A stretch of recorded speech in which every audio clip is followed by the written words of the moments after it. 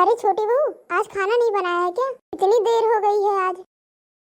माँ जी, मैंने सोचा कि दीदी बना दी होंगी। मम्मी जी, आज रात की सब्जी रखी थी, मैंने तो उसी से खा लिया। आज मैंने तो खाना ही नहीं बनाया।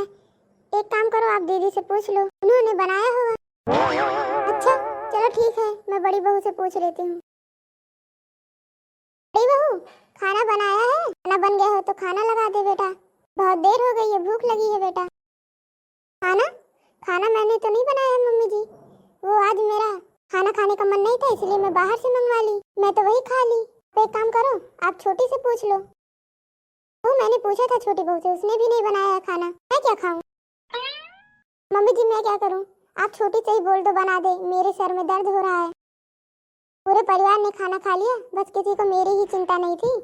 दोनों बहुओं ने भी खाना खा लिया, सबने अपना चूल्हा अलग कर लिया है।